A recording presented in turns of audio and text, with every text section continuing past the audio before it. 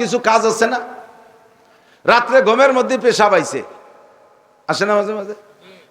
এই সময় যদি আপনি না কিডা ওঠে, সকালে ঘুমে তুইটে যাবেন, কিন্তু তলপেট যখন ওজন হয়ে গেছে তখন আর কোনো কিরামতিথি কাজ হয় না।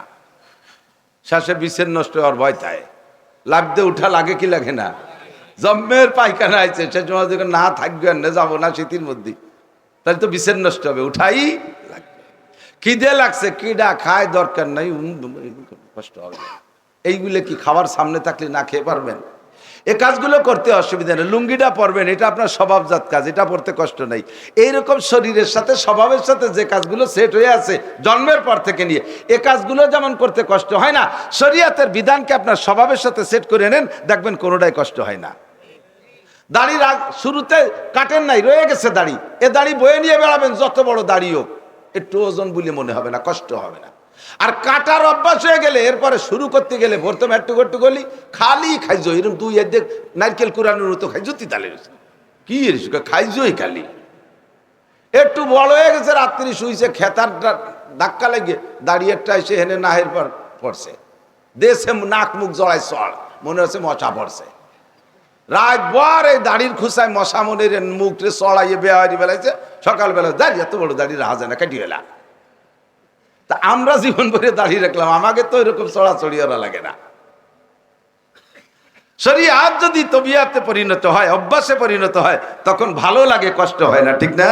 মান কানা ইউরিদু হারসাল আখিরাহ নাজিদ লাহু ফি হারসিহি, যে ব্যক্তি আখিরাতের ক্ষেত চাষ করে, আল্লাহ পাক বলেন তার অল্প চাষে বেশি ফসল দিয়ে দেই, একটা সুন্নতের বিনিময়ে 100 শহীদের সওয়াব।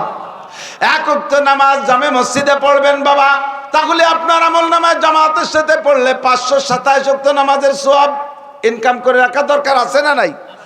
কেন দরকার একটু ভালো করে বুঝে নেন। 15 বছর বয়সে সাবালেগ হয়েছেন, 40-এর মধ্যেই তো বললামই, এক ওয়াক্তও পড়েন নাই। বাপের জানাজার দিনও বাগানে দাঁড়ায় বিড়ি খাইছেন, ঈদের দিন বোর সাথে গ্যাঞ্জাম বাদে এই দিন নামাজ পড়তে যায় না, এরকম কিছু আল্লাহ লোক আছে না? সিমই দেশে সিমইতে চিনি হই নেই, বোর মুখ বড়ি মারি দেশে 5 কেজি সিমই আনছে, তোর বাপরে খাওয়াইছিস, যা নামাজই পড়বো না, হয়ে গেল ঈদ শেষ।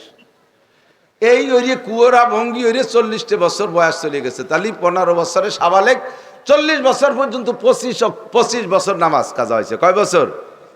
15 40 25 না, 25 বছরে প্রত্যেক বছরে বেতের সহ 2000, কমপক্ষে 2000 ওয়াক্ত নামাজ বছরে। তো 2000 মানে 25 বছরে 50,000 ওয়াক্ত নামাজ। এই আর কি সাথে শুনবেন না, যুবকরা খেয়াল কর, বুঝবি সময় মতো। 25 বছরে 50,000 ওয়াক্ত নামাজ, আল্লাহর কসম, এক ওয়াক্ত নামাজের বিনিময় 80 হুকবা জাহান্নাম। 80 হুকবায় কয় বছর? 5 বছর। এক হুকবায় 2,88,00,000 বছর। 80 হুকবায় 230 কোটি 40 লক্ষ বছর। এক ওয়াক্তের কারণে 230 কোটি 40 লক্ষ বছরের গুণ দাও, 50,000 দিয়ে কয় বছর বেরোয়? পোড়া লাগবেই। এই নামাজ আস্তাগফিরুল্লাহ মাফ হবে না, শোনা, মরার আগে আস্তাগফিরুল্লাহকে ব্যাখ্যায় কান দিয়ে দিলাম, আল্লাহ কয় অন্য গুনাহ মাফ করবো, নামাজ ফেরত দাও, নামাজ জমা দে আগে। এদিক একজনের কাছে আপনি 300 টাকার দিনা আছেন, 300 টাকার দিনা, আজ দেই, কাল দেই, পশু দেই, শুক্রি দেই, সোম দেই, এ মাস দেই, সে মাস দেই, এই করতে করতে দেন না, 2-3 বছর হয়ে গেছে। এরপরে আপনি হুজুরদের কাছ থেকে মানুষের হক নষ্ট হওয়ার ওয়াজটা শুনে ভয়তে কাঁপতে কাঁপতে যে ওই লোকরে বলতেছেন, টাকা আপনি দেবেন না, নিয়ত আছে, কিন্তু সমাধান করে নেবেন কিভাবে? 2টা পদ্ধতি, এক হলো টাকা দিয়ে দেওয়া, আর একটা হলো মাফ চাইয়ে নেওয়া। তা আপনার নিয়ে যে টাকা তো চাইয়ে নাও দেবো না, কিন্তু মাফ চাইয়ে সাফ করব। তো মাফ চাইয়ে সাফ করতে গেলে আগে নিজেখানেই ডেলি দেওয়া লাগে। যাইয়ে তারে বলতেছে, আমাদের এলাকার এক দরবেশ সাহেব এভাবে এক ডাক্তারের থেকে 300 টাকার ওষুধ খাইছে, 3 বছর দেয় না। পরের ওই দরবেশ সাহেব তবলিগে 3 চিল্লে দিয়ে আইসা এই হুকুকুল ইবাদ, মানুষের হকের ওয়াজ শুনছে, যে প্রত্যেক 2 পয়সায় 700 রাকাত নামাজ কাটিয়ে নেবে, 100 পয়সায় 1 টাকা, প্রত্যেক 2 পয়সায় 700 রাকাত নামাজ কাটিয়ে নেবে, প্রত্যেক 2 পয়সায়। এই ভয়তে ভয়তে কাঁপতে কাঁপতে যে ডাক্তার সাহেবরা বলতেছে, ডাক্তার সাহেব তবলিগে গেছিলাম, দিন যথেষ্ট বুঝছি এখন, তো দুনিয়ার থেকে কে কখন চলে যায় বলা যায় না, তো আমরা সাফরা হয়ে যা ভালো, তো আপনি আমার জীবন ভরে যত শক্ত কথা বলছেন সব আমি মাফ করে দিলাম। ওনার টাকাকে ডেলি দিচ্ছে। আর আমি আপনার কাছে যেখানে যা পাবো আমার কোনো দাবি নাই, সব মাফ করে দিলাম, সব মাফ, কিচ্ছু আমার ফেরত দেওয়া লাগবে না, মাফ করে দিলাম। আপনারও আমি যদি কোনো শক্ত কথা বলে থাকি মাফ করে দিয়েন, আর কোনো দিনা পাওনা থাকলে তাও আল্লাহর রাস্তায় মাফ করে দিয়েন। ডাক্তার সাহেব কয় জীবন ভরে যত শক্তমক্ত যা কইছে সব মাফ করে দিলাম, টাকা 300 ফেলাও, সে ওষুধের টাকা 300 দাও। কথা তো মাফ সালাম কি, ওষুধের টাকা যদি দিতাম মাফ সালাম কি, মাফ চাইলে তাও মাফ করে দিছি। টাকা দেওয়ার কথা ছিল 3 বছর আগে, 3 বছর দেওয়া নাই, গুরু হয়েছে, এতে যে কষ্ট দিছে এইটুক মাফ করে দিলাম, টাকা ফেলা। আল্লাহ কয় তোর নামাজ ফরজ হয়েছে 25 বছর আগে পড়িস নেই, একদিন আমার গুরু হয়েছিস, এই গুল্লি মাফ করে দিলাম, আগে নামাজ ফেলা। এটা আস্তাগফিরুল্লাহ মাফ হবে না, এটা তবে মাফ হবে না, তবে নামাজ মাপ হবে না, তবে রোজা মাপ হবে না, তবে হজ মাপ হবে না, তবে জিনার গুনাহ মাপ হবে, তবে বিড়ি খাওয়া গুনাহ মাপ হবে, তবে গাঁজা খাওয়া গুনাহ মাপ হবে, ইয়াবা খাওয়া গুনাহ মাপ হবে, এই জাতীয় গুনাহ মাপ হবে। কিন্তু শরীয়তের যে ফরজ ইবাদত মিস করেছেন এটা তওবার দ্বারা মাপ হবে না, কাজেই পরিশোধ করে যেতে হবে। এদিক তাকান, সহজ বুদ্ধি শিখিয়ে দিচ্ছি। এখন নসিব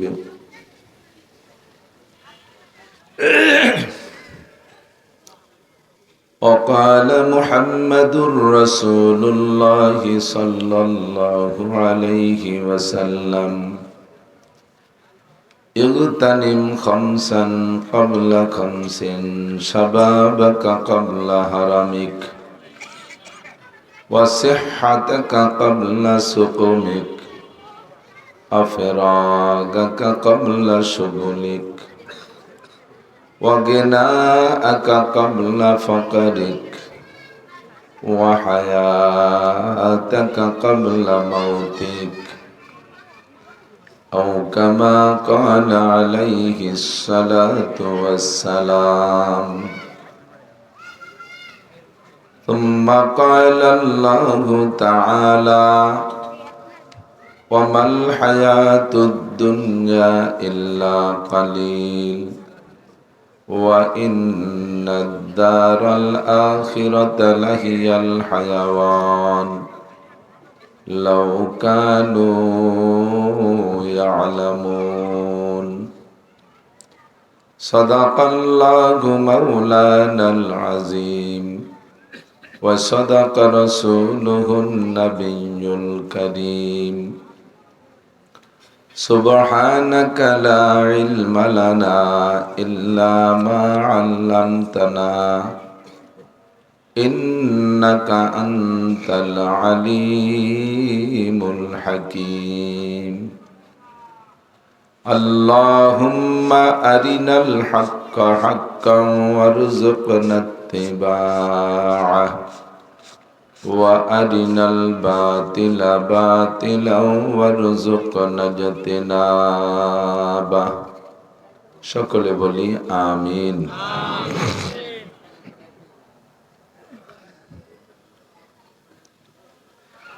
একটু দুরূদ শরীফ পড়ি, আল্লাহর রহমত 10 গুণ বেড়ে যাবে। নামাজের মধ্যে যে দুরূদ শরীফ পড়িয়ে থাকি, আল্লাহুম্মা সাল্লি আলা محمد وعلى آل محمد كما صليت على إبراهيم وعلى آل إبراهيم إنك حميد مجيد. اللهم بارك على محمد وعلى آل محمد كما باركت على إبراهيم وعلى آل إبراهيم إنك حميد مجيد.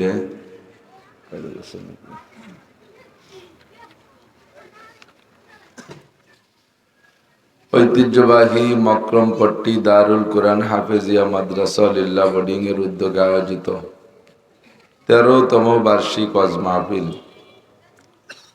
অধ্যকার মাহফিলের সম্মানিত সভাপতি জনাব আলহাজ ডাক্তার মোহাম্মদ জহিরুল ইসলাম মিয়া, মাদ্রাসার সুযোগ্য সুদক্ষ মোহতামেম সাহেব হুজুর, যোগ্য আসাতেজায়ে কেরাম, আজিজ আমতুলাবা, এ অঞ্চলের অন্যান্য উলামায়ে কেরাম, আয়েম্মায়ে মাসাজিদ, প্রাণপ্রিয় দেশবাসী, আল্লাহ তাবারাকা ওয়া তাআলা শাহী দরবারে দামি রাতের দামি সময় জুমার রাত্রের মাগরিব বাদ ওয়াজ করাও শোনার সুন্নতি টাইম। আল্লাহ পাক এই সুন্নতি টাইমের অনুসরণ করে এই অঞ্চলের অনেক অনেক মানুষের মধ্য থেকে বাছাই ছাঁটাই করে আমাদেরকেই পছন্দ করেছেন এই জান্নাতের বাগানে বসার জন্য। এজন্য শুকর আদায় করি আলহামদুলিল্লাহ।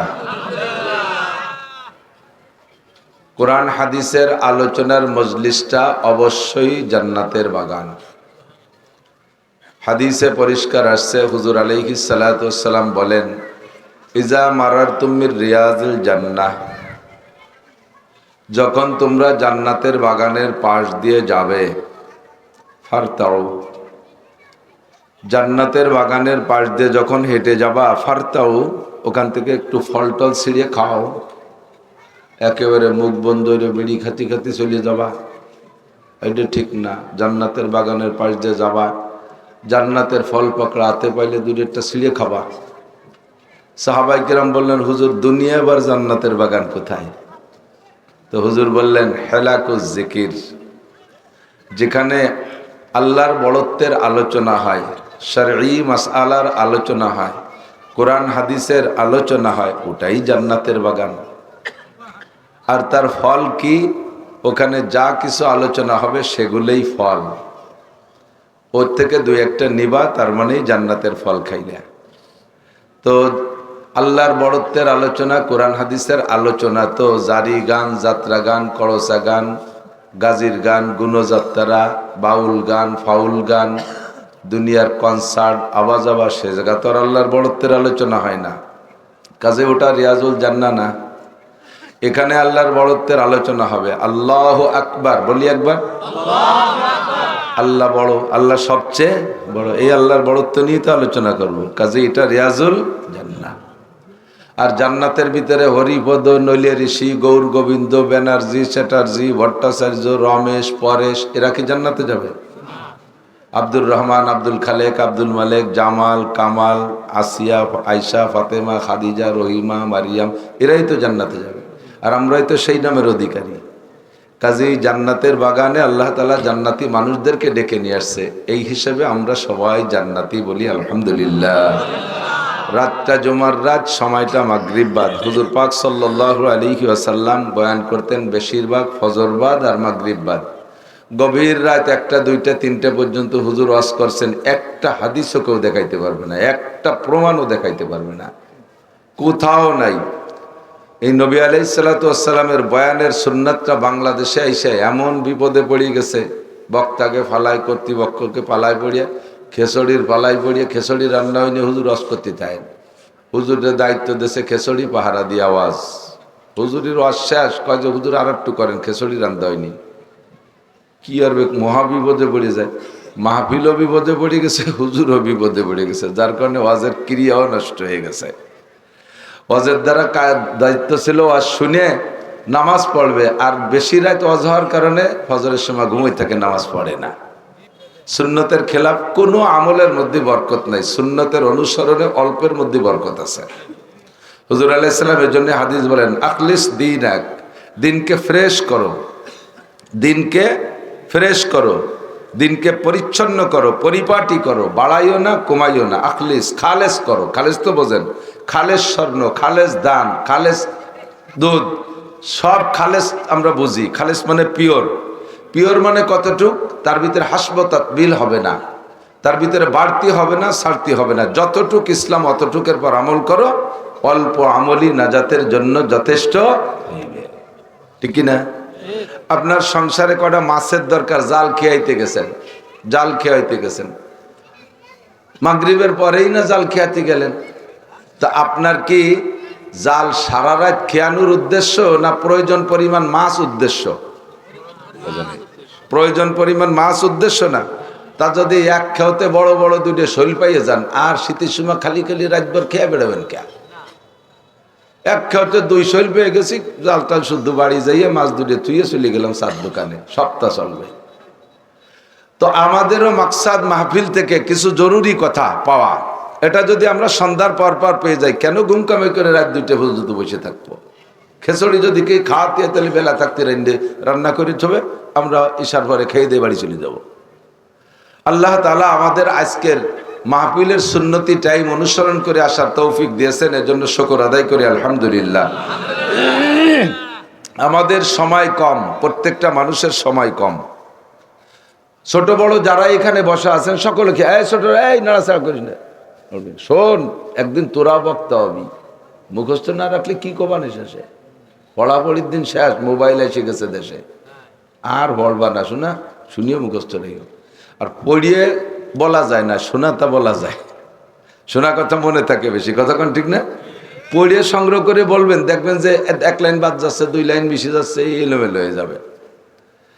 তো সময় সকলেরই কম, যা বলতে চাইছি এখানে ছোট বড় আমরা যারাই বসে আছি, খুব মন থেকে বুঝতে হবে যে যতটুক হায়াত পাওয়া হয়ে গেছে ওটুক তার কমানো যাচ্ছে না, ওটুক হয়ে গেছে, কিন্তু সামনে কতটুক পাবো জানা আছে? একটা মানুষ বলতে পারবেন? কোন মানুষকে আল্লাহ তাআলা হায়াতের কোন ওয়ারেন্টি কার্ড গলায় ঝুলাই দিয়ে দুনিয়ায় পাঠাই নাই। একটা মোবাইল কেনেন তারও ওয়ারেন্টি কার্ড দেয়, একটা ফ্রিজ কেনেন ওয়ারেন্টি কার্ড দেয়, একটা এসি কেনেন ওয়ারেন্টি কার্ড দেয়, টেলিভিশন কেনেন ওয়ারেন্টি কার্ড দেয়। হায়াতের মানুষের একটা জিন্দেগি, এই জীবন মেশিনটা দুনিয়ায় আসলো, কাহারও গলায় ওয়ারেন্টি কার্ড দেয় নাই।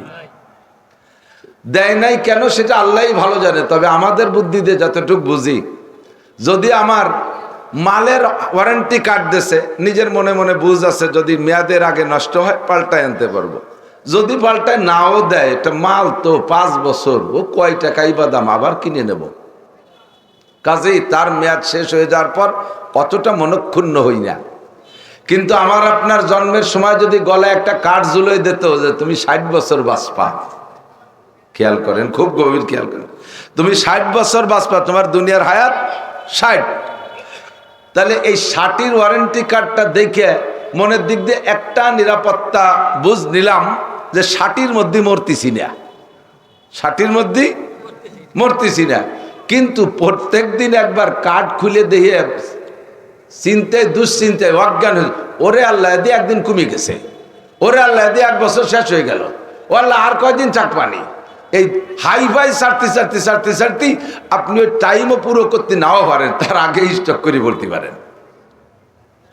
আল্লাহ পাক বলেন কখন তুমি মরবা এ কার্ড আমার কাছে আছে, তুমি একটু পরে মরবা, মাত্র 1 ঘন্টা পরে মরবা, তারও আগে তুমি বিয়ে করার জন্য সব দিক দিয়ে প্রস্তুতি নিতে থাকবা।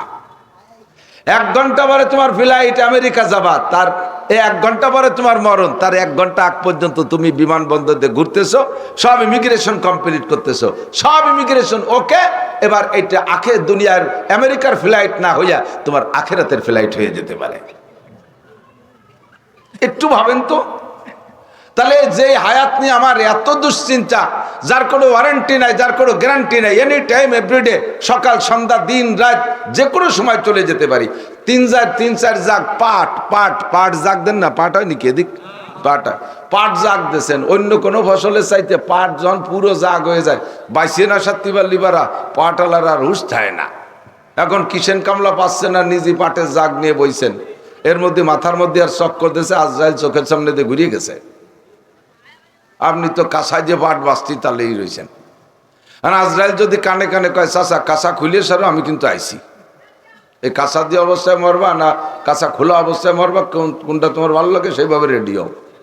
আপনি ওই সময় যদি আজরাইলকে বলেন মিয়া তোমাকে তার পাট কুষ্টা নাই, বাসা লাগে না, এই 4 জাগ পাট পয়সে যাচ্ছে, 2 দিন পরে এসে আগে পাট বেছে নেই, এ করলে আজরাইল চলে যাবে না? কথা কন না কেন? ইযা জাআ আজালুহুম লা ইস্তাখিরুনা সাআতাও ওয়া লা ইস্তাকদিমুন। আজাল যখন এসে যাবে, মরণ যখন এসে যাবে, লা ইস্তাখিরুনা সাআ ওয়া লা ইস্তাকদিমুন, আপনাকে 1 সেকেন্ড আগেও জানটা নেবে না, 1 সেকেন্ড পরেও নেবে না। 5টা জিনিস আল্লাহ গোপন রেখেছে, ইন্নাল্লাহা ইনদাহু ইলমুস সাআ, এক নম্বরে আন্তর্জাতিক কিয়ামত, দুনিয়াটা কবে ধ্বংস হবে এইটা আল্লাহ কেউ রে জানতে দেয় নাই।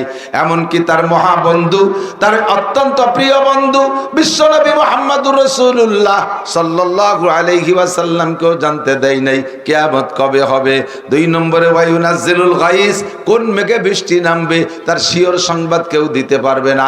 সম্ভাবনা সংবাদ দেয় সবাই, শিওর সংবাদ কেউ দিতে পারবে না।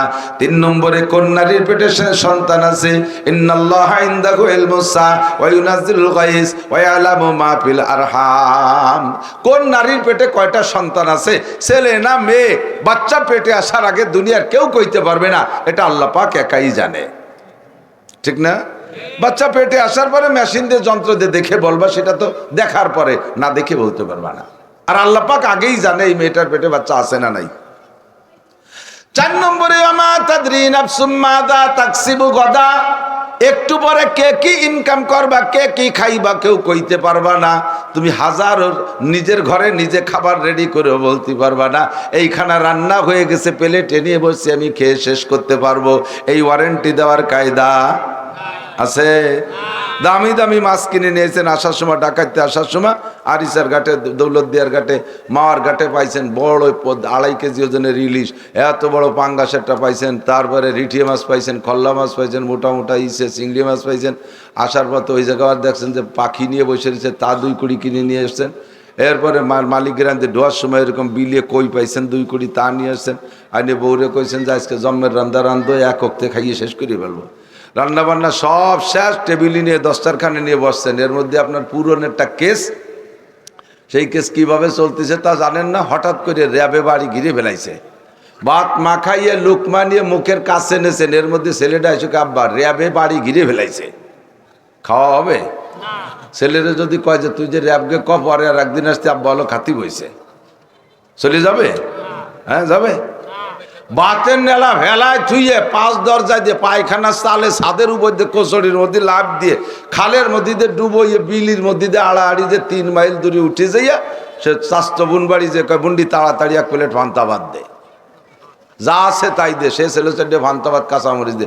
বাড়ি তো রান্না হয়েছে কত তা খাতি পারলেন না। এই রুজি খাইতে পারবেন কি পারবেন না এটা আমি আপনি জানি না, ঠিক না? ওই বাড়ির ভান্তা ভাত তাও আপনার শিডিউলে ছিল না, আর এই নিজের বাড়ির এতটা খাবেন না এটাও আপনার জানা ছিল না। খাওয়ায় আর না খাওয়ায় কে? খাওয়ায় আর না খাওয়ায় কে? আল্লাহই খাওয়ায় না খাওয়ায়, ঠিক না?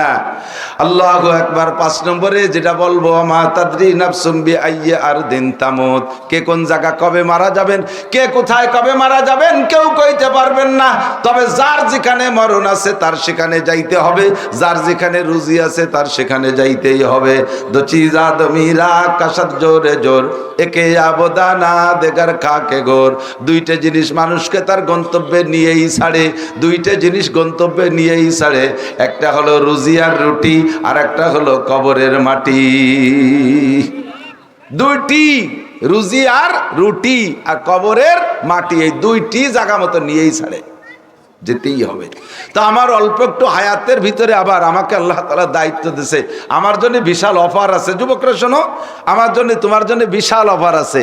অন্য কোন নবীর উম্মত জান্নাতুল ফেরদাউসে যাবে না, তারা বাকি 7টা জান্নাতে যাবে, আপনারাই হবেন জান্নাতুল ফেরদাউসের বাসিন্দা। শুনে তো খুশি হয়ে সুবহানাল্লাহ পড়লাম, কিন্তু এই জান্নাতুল ফেরদাউস ইনকাম করে নিতে হবে তো দুনিয়ার থেকে। কোত্থেকে? আপনি আজীব হবেন, আপনার ইনকাম যেমন তাই দিয়ে আপনি স্থাপনা সেরকম করেন। দিন বইরে কামলা কিসেন দেন, কষ্ট কষ্ট করে 500-700 টাকা সারাদিন কামাই করেন। আপনি কি 10 তলা একটা বিল্ডিংয়ের কোনোদিনও পরিকল্পনা করতে পারবেন মাথায়? একেবারে বয়সের 70 বছর হয়ে গেছে, কিসেন বেস্তি বেস্তি পরের মাঠে কামলা দিতে দিতে এই 500-700 পেঁয়াজের সময় তো 1000 খানিক বেশি, পাটের সময় একটু বেশি, এইরকম হয়। এই দিয়ে কোনোদিনও 10 তলা একটা দালানের নিয়ত করতে পারবেন না, ঠিক কিনা? আল্লাহ তো 10 তলাটা জ্বালানের নিয়ে সেই লোক করতে পারে যে লোকের মাসে কমপক্ষে 10 লাখ 20 লাখ 15 লাখ টাকার ইনকাম আছে, সেই লোকটা ভাবতে পারে। যার ইনকাম সোর্সটা সেরকম আছে সেরকম ভাবতে পারে। এখন আমার আপনার যে হায়াত, আমার আপনার যে টাইম, হায়াতের 70 বছর চলে গেছে, আর যে কোনো সময় মরতে পারি। আমি তো 10 লাখের বিল্ডিং 10 তলা বিল্ডিংয়ের হিসাব করতে পারি না, সময় থাকলে না পারতাম। তো সাহাবায়ে কিরাম নবী পাককে বললেন, হুজুর আপনি বলেছেন হায়াত উম্মতি বাইনা 60 ওয়া 70, আমার উম্মতের গড় হায়াত 60 থেকে 70-এর মাঝামাঝি, গড় হায়াত 60 থেকে 70-এর মাঝামাঝি। তো এই 60 থেকে 70-এর মাঝামাঝি, তার মধ্যে দিয়ে আবার 15 বছর না বালেক, ওই সময় কোনো খাতা কলম তৈরি হয়নি, ফেরেশতা আসে নাই, মোহরি আসে নাই, লেয়ালেই হবে না। 15 বছরের আগ পর্যন্ত পোলাপানে যত ভালো কাজ করবে সব তার আব্বা আমার আমল নামায় জমা হবে। ওই টাইমটা আমার লস হয়ে গেল, তা নিয়ে গেল আব্বা। কোরআন শরীফ পড়ছি, মক্তবে গেছি, কত আল্লাহ বিল্লি করছি, বাপের সাথে তবলিগে গেছি, সব আব্বা আমার নিয়ে গেছে, ওইটা তো আমার ভাও চলে গেল। এরপরে যে সময় বোঝা শুরু করছি, সেই সময়তে আবার 40 বছর বুঝছি উল্টো। নামাজ ভালো লাগে না, রোজা ভালো লাগে না, টুপি ভালো লাগে না, দাড়ি ভালো লাগে না, কোরআন ভালো লাগে না, মসজিদ ভালো লাগে না, মাদ্রাসা ভালো লাগে না, হুজুরকে দল ভালো লাগে না, দিনের দল ভালো লাগে না, অন্য নেতা ভালো লাগে। স্লিপ করে পড়লেও পশ্চিম দিক পড়তাম না, গুল্লিতে পূর্ব দিক চলে যেতাম, আষাঢ় বছর খাইয়ে উল্টো দিক যেতাম। বাপের জানাজার দিনে বাগানের মধ্যে দাঁড়ায় বিড়ি খাইছি। এইভাবে চলে গেছে 40 বছর, তাতে 15 আর 40, 15 থেকে 40 পর্যন্ত 25 বছর আল্লাহ নামাজের টাইম। 25টা বছর সাবালেক অবস্থা কাটে গেছে, কিছু করি নেই। লাস্টে আইসে এখন এই অল্প একটু সময়ের মধ্যে আমি কি করব। ওদিকে নাসির হুজুর বলে গেল আমার জন্য বলে জান্নাতুল ফেরদাউস প্রস্তুত হয়েছে, সেখানে বলে 6666 তালা দালান, তা সোনার উপর ইট দিয়ে গাঁথা, মেশকো আর জাফরান দিয়ে গাঁথনি, এত বড় বিল্ডিং। আর তার ভিতরে প্রথম যেদিন পুরুষটা ঢুকবে, ওই দিন প্রথম দিনই এক একজন পুরুষকে 72 জন করে স্ত্রী দেওয়া হবে। আরে কুচক পার্টি করা, আমি বললাম যাও না কবির, যাও দেখে আও।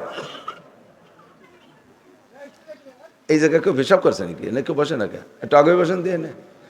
এই যুবকরা উঠে এসো, উঠে এসো, আগে বসে।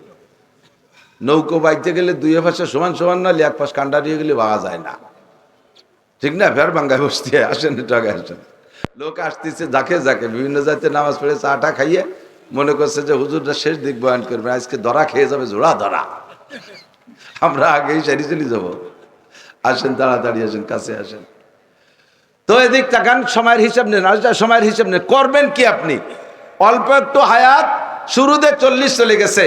শেখ ফরিদউদ্দিন আত্তার রহমাতুল্লাহ, শেখ সাদি রহমাতুল্লাহ আলাইহি বলেন, এদিক 40 সালে উমরে আজিজত গুজাশত, 40 সালে উমরে আজিজত গুজাশত, মিজাজে তো আজহাল তফলি নগাশত। জীবনের 40টা বছর চলে গেল, এখনো পর্যন্ত পোলাপানির স্বভাব গেল না। 40 বছর পার হয়ে গেলে এখনো ক্রিকেট খেলা দেখতে মনে চায়, টেলিভিশন দেখতে মনে চায়, টেলিভিশনে মেসির ফুটবল খেলা দেখতে মনে চায়। আরে দুনিয়ার খেলাধুলা ভালো লাগে। 40টা বছর চলে গেল, আর কয়দিন হায়াত পাবো জানি না। 40 সালে উমরে আজিজত গুজাশত, মিজাজে তো আজহাল তফলি নগাশ। তোমার মিজাজটা এখনো পোলাপানির স্বভাবের থেকে ফিরে আসলো না। প্রত্যেকে চিন্তা করে দেখেন নিজের মধ্যে এই সমস্যা আছে না নাই? এখনো দুনিয়া ভালো লাগে, আখিরাত মোটে ভালো লাগে না। এখনো গান শুনতে ভালো লাগে, ওয়াজ শুনতে ভালো লাগে না। এখনো চায়ের দোকান ভালো লাগে, মসজিদ ভালো লাগে না। এখনো ইংরেজি বাংলা অঙ্ক ভালো লাগে, আরবি কোরআন কিতাব ভালো লাগে না। আমার জিন্দেগির স্টার্টিং এখনো বাম দিক রয়েছে। সময়তে কতটুকু সামনে পাবো কিছু আমি জানি না। এই অল্প সময়ের ভিতরে আমার ইনকাম করে নিতে হবে জান্নাতুল ফেরদাউস। এইটা কি করে সম্ভব? আল্লাহ পাক রব্বুল আলামিনের কাছে নবী পাক প্রস্তাব রাখলেন, আল্লাহ আমার অল্প হায়াতের উম্মত, এই উম্মতের জন্য অল্প সময়ের ভিতরে জান্নাতুল ফেরদাউস ইনকাম করার পদ্ধতি কি তুমি বলে দাও। আল্লাহ পাক বলে দিলেন, মান কানা ইউরিদু হারসাল আখিরাহ। এই কাপড় খুলে দাও দি, ওরা ওই কাপড়ের জন্য মনে হচ্ছে কি যে আমরা যা কইতা শুনতেছে না কেউ। ধরিও মান কানা ইউরিদু হারসাল আখিরাহ। কার কথা? একটু বলেন কার কথা? কার কথা? কোরআন শরীফে আল্লাহর কথা। আল্লাহ কি মাঝে মাঝে মিথ্যে কথা কয়? মাসে একবার, বছরে, জীবনে কোনোদিন। ইন্নাল্লাহা লা ইউখলিফুল মিআদ, আমার আল্লাহ ওয়াদা খিলাফ করে না। আল্লাহ কয় মান কানা ইউরিদু হারসাল আখিরা, ও বান্দা তোমরা যারা আখিরাতের ক্ষেত চাষ করবা, আখিরাতের ক্ষেত চাষ করবা, খেয়াল করেন কোন ক্ষেত? আখিরাতের ক্ষেত কোন জায়গা? হামিরদির ডাঙ্গায়, মকরমপট্টি বিলি, পদ্মাসরে, সব জায়গা আখিরাতের ক্ষেত, সব জায়গা।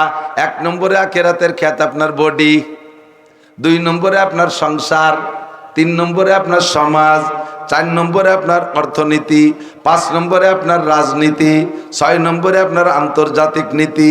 যারা যে ক্লাসের মানুষ তাদের জন্য ততটুক, কের জন্য ব্যক্তিগত জীবন বডি পর্যন্ত শেষ, কের জন্য আর একটু ছড়াইছে সংসার, কের জন্য আর একটু বড় হয়েছে সমাজ, কের জন্য আর একটু বড় হয়েছে রাজনীতি, দেশি রাজনীতি, কের জন্য আর একটু বড় হয়ে আন্তর্জাতিক রাজনীতি। 6টা জায়গায় তোমার আখিরাতের খ্যাত। এই আখিরাতের খ্যাত যদি তুমি চাষ করো, আল্লাহ পাক বলেন মান কানা ইউরিদু হারসাল আখিরা, যে ব্যক্তি আখিরাতের ক্ষেত্রে চাষ করার চেষ্টা করে, নাজিদ লাহু ফি হারসিহি, চাষ করবা যতটুক ফসল দেব তার চেয়ে বেশি। কন্যা সুবহানাল্লাহ। নাজিদ লাহু ফি হারসিহি, চাষ করবা যতটুক ফসল দেব তার চেয়ে বেশি। পরিশ্রম করবা কম, পারিশ্রমিক পাবা বেশি। ডিউটি করবা কম, বেতন পাবা বেশি। ইবাদত করবা কম, নেকি পাবা বেশি। আমল করবা কম, সওয়াব পাবা বেশি। এর নাম হলো মান কানা ইউরিদু হারসাল আখিরা নাজিদ লাহু ফি হারসিহি। একটা একটা করে শুনে নেন, একটা একটা করে শুনে নেন। আল্লাহ পাক আমাদের এই ফজিলতটা দিয়েছেন মাত্র অনলি এক ব্যক্তির কারণে, বিশ্বনবী মুহাম্মদুর রাসূলুল্লাহ সাল্লাল্লাহু আলাইহি ওয়াসাল্লামের উম্মত হওয়ার বদৌলতে আল্লাহ তাআলা এই ফজিলতটা দান করেছে। কন্যা সুবহানাল্লাহ। অন্য কোন নবীর উম্মতকে আল্লাহ তাআলা আমল, একটা আমলকে দ্বিগুণ করে নেকি দেবে না। একবার আল্লাহ বললে একটা নেকি পাবে, 2বার আল্লাহ বলে 2টা নেকি পাবে। আর আমরা একবার আল্লাহ বলি আল্লাহ, বলবেন আল্লাহ আল্লাহ, একবার আল্লাহ বলায় 4000 করে নেকি। আমল কম সওয়াব বেশি, পরিশ্রম কম পারিশ্রমিক বেশি। কতক্ষণ? আমি আপনি নামাজ পড়বো 1 ওয়াক্ত, সওয়াব পাবো 527 ওয়াক্তের। কি সুযোগ চিন্তা করতে পারে। নামাজ পড়বো 1 ওয়াক্ত, সওয়াব পাবো 527 ওয়াক্ত যদি নামাজটা আমি নিয়মতান্ত্রিক ভাবে জামাতের সাথে মসজিদে পড়ি। আরে চাল, আরে পিছনে কেউ নাই আটানোর জন্য। পরিবেশ ঠান্ডা না হইলে কথা বলা যায় না। কিছু মুখস্থরি আসা যায় না, মুখস্থ করার সময় নাই। ওই পড়ার সময় যা পড়িয়ে তুইছি তাই এখন এই বাঙ্গাই চুরে দিয়ে মুছে খাতি আসছে। এনে বসলে আল্লাহ কথা শিখাই দেয়, তা যদি নানান কথা কানে আসে লাইন কেটে যায়। মাইক ধরে দেখেন, ভালো ভালো বেটা মানুষের একেবারে তাতা খুলায় পানি দিলে যেমন স্যাত করে শুয়ে যায় ওইরকম শুয়ে যায়। বড় বড় লিডার জমা নেতা মাইক ধরার পরে শুরু হবে কিন্তু খুঁজে পায় না, পরে কোনো মতে শুরু হয়েছে, পরে সে স্পিরিট ব্রেকারটার মানে ভিট টিট মারিয়ে দিয়ে চলে যাচ্ছে। লাস্টে যে শেষ করবে কিন্তু তা খুঁজে পায় না, বারবার শেষ করে আবার গোড়াইতে শুরু করে। খুব কঠিন সাবজেক্ট। এ জায়গায় মনটা ফ্রেশ থাকতে হবে, নিরাপদ থাকতে হবে। আমার দেখ, নামাজ পড়বেন মসজিদি, জোরে বলেন কোন জায়গা? জোর হলো না? দোকানে, ঘরে, বারান্দায়, রাস্তাঘাটে, হাট বাজারে, কোন জায়গা? জোর হলো না? ঠিক আছে। কেন কেন পড়বেন? ও জায়গা 1 ওয়াক্ত জামে মসজিদে জামাতের সাথে নামাজ পড়লে মসজিদের ফজিলতে 500 গুণ, আর আপনার জামাতের কারণে 27 গুণ। এগুণের কি মানে? 1 ওয়াক্ত নামাজে 527 ওয়াক্ত নামাজের নেকি দেওয়া হবে।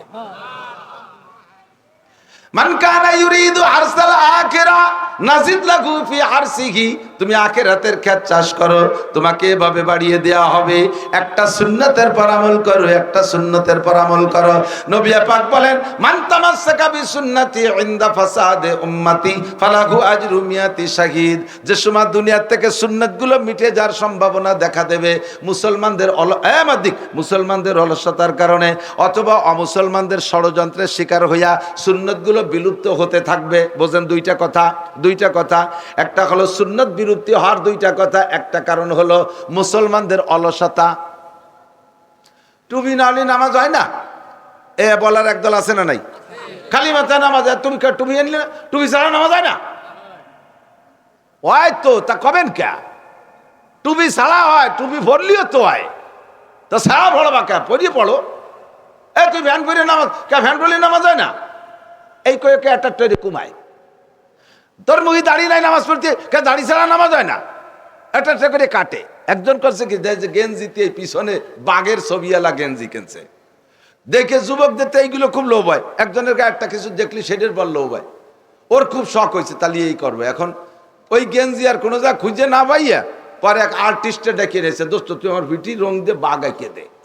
তো ও কয় যে রং দিয়ে এঁকে দিল তো 2 দিন পর ওই তেল তোলের ঘষায় তেলের রং কেটে যায়, সেটা তো থাকবে না নেই। তাই কি এর স্থায়ীভাবে তুই এই পিটি বাঘ এঁকে নে। তা কীভাবে? আমি তো আর্টিস্ট, ওই সুই পুড়াইয়ে তোর পিঠে এরম ওই বাঘ এঁকে দেবো, কোনোদিন মেটবে না। তাহলে তাই আর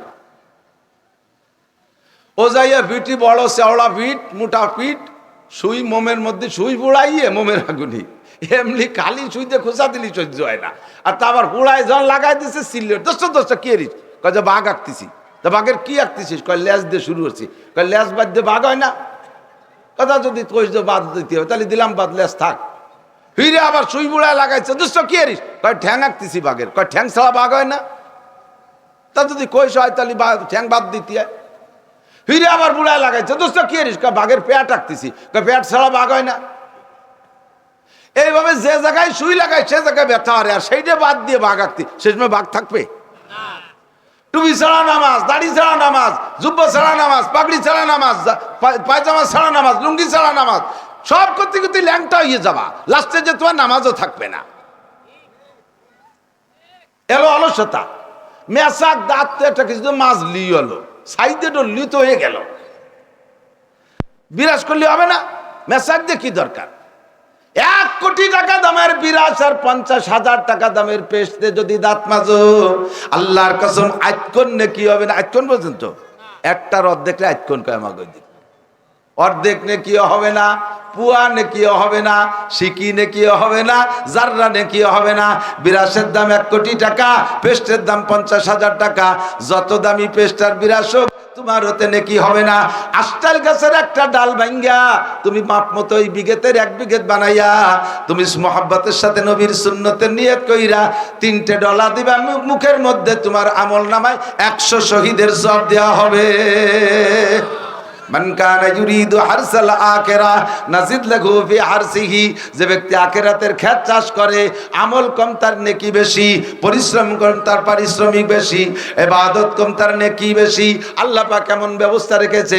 নবী পাক বলেন, মুসলমান যখন নিজেদের অলসতার কারণে সুন্নতগুলো ধীরে ধীরে বিলুপ্ত করতে থাকবে, বাচ্চাদের খালি হলে তো দস্তারখানা বিছানো দরকার। আমাকে সাথে বলতো মাওলানা কামরুল দাওরার বছর, ওই চৌমনি হুজুর রহমাতুল্লাহ আমাকে সাইকুল হাদিস, হুজুর পোলাপানদের রুমে রুমে ঢুকে ঢুকে খাবারের রক্ত আসলে খবর নিতেন যে কে টুপি মাথায় দিয়েছে খাবারের সময়। খালি মাথায় খাইতে বসলে লাঠি একখানে যে মাথায় টুকা বাড়িয়ে দিতেন। দস্তারখানা ছাড়া যদি খাইতো প্লেটটা ধরে টেনে নিয়ে যাইত। তা খাইতে বসছে, আমরা দস্তারখান বিছাই, কামরুল একটু হাজিল ক্লাসের, ও করছে কি দস্তারখানা ছাড়া খাচ্ছে, ডিসির মধ্যে বলের মধ্যে বসে গেছে। আইসে চৌমনি হুজুর করছে, হাই কামরুল তোর দস্তারখান কো? কয় যে হুজুর দস্তারখান তো বিছাব ভাত পড়িয়ে যার ভয়তে, ডিশ তো বড় বল, এতে বলার ভয় নাই বলে দস্তারখান বিছাই নেই।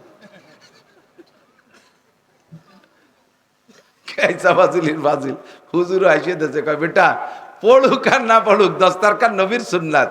আজকে তুমি এই ডিসির বাহানায় দস্তারখান সরাইছো, একদিন তোমার অভ্যাস হয়ে যাবে, আর কোনোদিন দস্তারখান বিছানোর অভ্যাস হবে না। বেআমলের অভ্যাস হয়ে গেলে আর আমলের দিকে আনা কঠিন, আর আমলের অভ্যাস হয়ে গেলে আমল ছেড়ে দেওয়া কঠিন। কতক্ষণ না কেন? যারা নিয়মিত নামাজ পড়েন, আপনার একটু বলেন তো বাপ, ফজরের নামাজ না পড়ে যদি কোনোদিন কারণবশত ছুটে যায়, ঘর থেকে বের হইতে ভয় লাগে কি লাগে না? লাগে না? গাড়ি তুলতে ভয় লাগে কি লাগে না?